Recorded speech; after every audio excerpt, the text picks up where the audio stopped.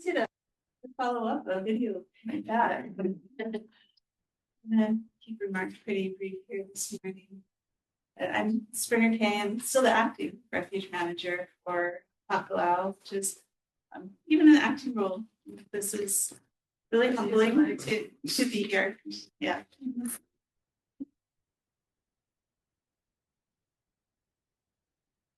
I think I maybe wanted to say that I was the refuge manager since I was about 21 years old. I was an intern at Hakalau, being encouraged by Jack to take droppings to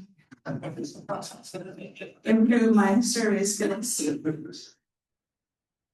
This stuff may not start off quite as expected. I have to admit I was putting on my uniform with a bit of a heavy heart this morning. I think like many of you, I woke up to a video of an apparent shooting of a man by a federal agent in Minnesota. And wearing this uniform as a representative of the U.S. Fish and Wildlife Service and the U.S. government, it's my job to set aside politics and to serve our country, to focus on the mission that's laid before me. But I think it's entirely appropriate and necessary, especially standing here with a badge on my shoulder, to just take a moment to pause and to acknowledge the loss of life in Minnesota. And perhaps, as this is an annual meeting, to acknowledge the very challenging year that we've had, that really everyone has had, not just federal employees or folks that are very closely touched by the activities of this year. So whatever it is that you might be grieving or that's been hard for this past year, I just invite you to join me in a moment of silence.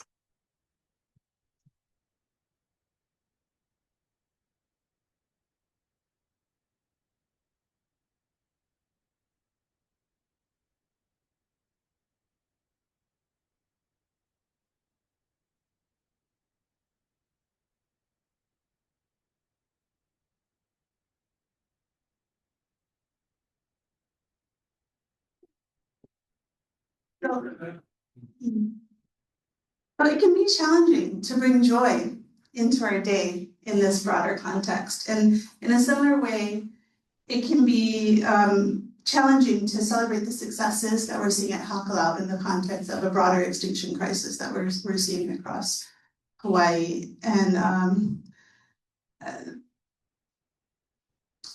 yet, the work goes on. The work is vitally important. And we can celebrate, it's ever more important that we celebrate successes wherever and whenever we can. I didn't take time to figure out our controls here. Here we go. So now I invite you to try to recall a favorite moment at Hakalau. I imagine many of you were reflecting as you watched that video.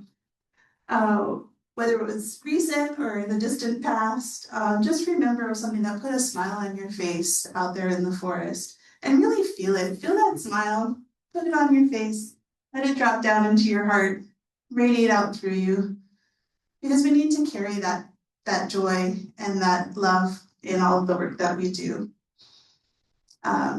Just take a moment to appreciate our really magnificent forest birds. So my first slide is going to be on avian disease.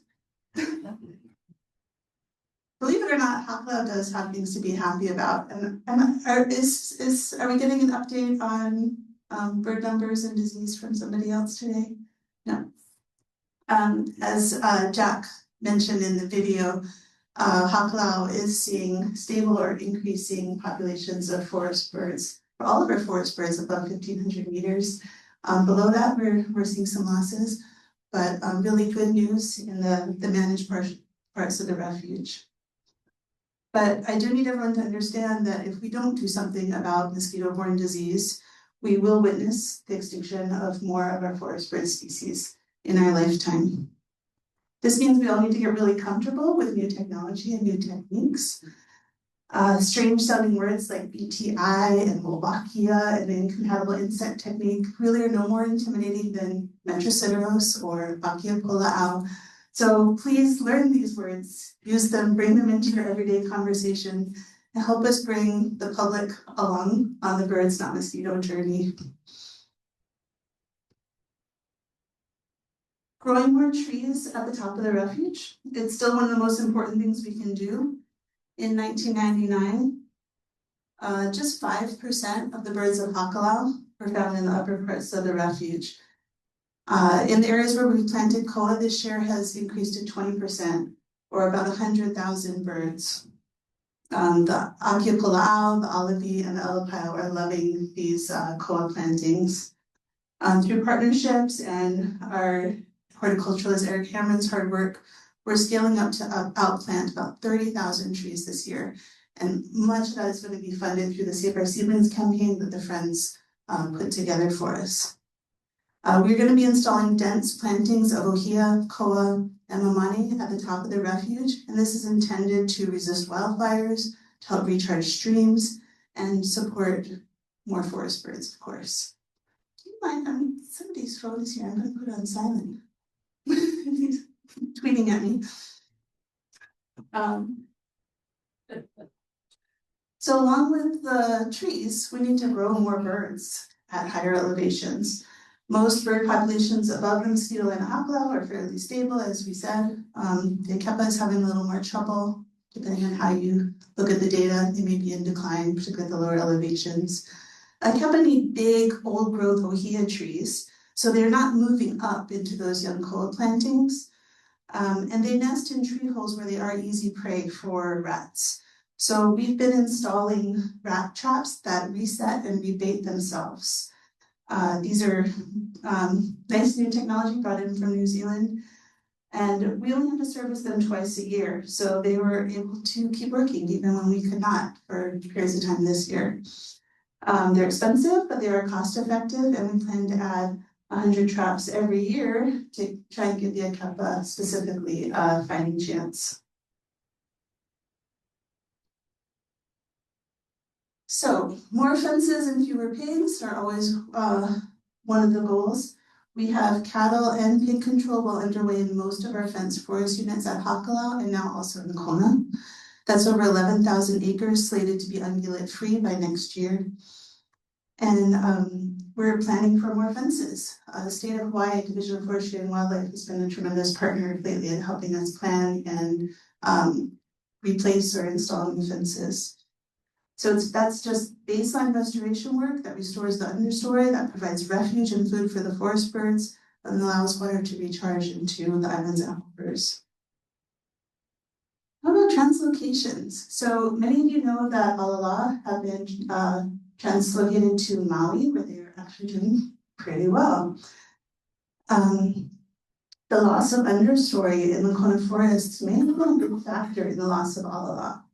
The dense, multi-statured understory provided lots of hiding places and a variety of forage for the birds, and they really depended on that. Now that kind of understory has largely been restored at Hakalau. It's not just koa canopy, but in places where the canopy was intact, the understory has come in. And that's attracted attention of scientists that are looking for a place of refuge for the akohekohe Maui forest, a Maui honey creeper. Well, Hakalau is not perfectly protected from mosquitoes. We know we're at increasing risk. It still is the best hope for establishing populations of forest birds who may just have run out of time and habitat that's safe from mosquitoes on their own islands. So analysis of the site suitability, ecological considerations, biocultural considerations are underway. By no means has this been decided that it's going to happen. But if inter-island translocations seem to be the best hope, and if we hit all the targets just mentioned, Hakalau will likely be considered one of the best introduction sites for these birds from other islands. So finally, public access. For decades, the primary way that people have visited the refuge is through our volunteer program, which is thriving.